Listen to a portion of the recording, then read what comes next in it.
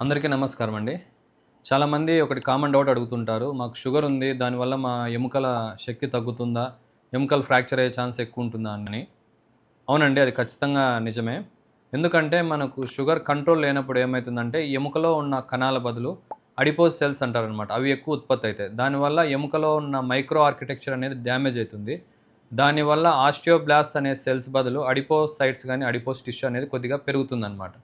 దానివల్ల ఎముక శక్తి తగ్గుతూ వస్తుంది. అది ఒకటి ప్రైమరీ కాజ్ అయితే, షుగర్ ఉన్న వాళ్ళకి ఈ కంటిలో ఉన్న ప్రాబ్లమ్స్ వల్ల గానీ, లేదంటే మనకు నరాల శక్తి తగ్గడం వల్ల గానీ, వాళ్ళు కంటి చూపు మందగించడం వల్ల, పడడం వల్ల ఏమైతుందంటే ఎముకలు చాలా బ్రిటిల్ ఉండడం వల్ల తొందరగా విరిగే ఛాన్స్ ఉంటుందనమాట. ప్రైమరీ కాజ్ వచ్చేసి వాళ్ళకి బోన్ మైక్రో ఆర్కిటెక్చర్ డ్యామేజ్ అయితుంది. సెకండరీ ఏమైతుందంటే ఈ కంటి చూపు మందగించడము, నరాల్లో స్పర్శ తగ్గిపోవడం వల్ల వాళ్ళు ఎక్కడ అడుగు వేస్తున్నాము, ఎట్లా ఏమనేది తెలియకపోవడం వల్ల జారి పడిపోవడము, పక్కన ఏదైనా ఆబ్జెక్ట్స్ ఉన్నా చూసుకోకుండా వాటిని తగిలి పడిపోవడము, ఇట్లా జరగడం వల్ల ఫ్రాక్చర్ రిస్క్ అనేది వాళ్ళకి ఎక్కువైతుంది. ప్లస్ బోన్స్ చాలా బ్రిటిల్ అయి ఉంటాయన్నమాట డయాబెటీస్ వాళ్ళలో. ఫ్రాక్చర్ ఛాన్సెస్ అనేది ఎక్కువ ఉంటాయండి.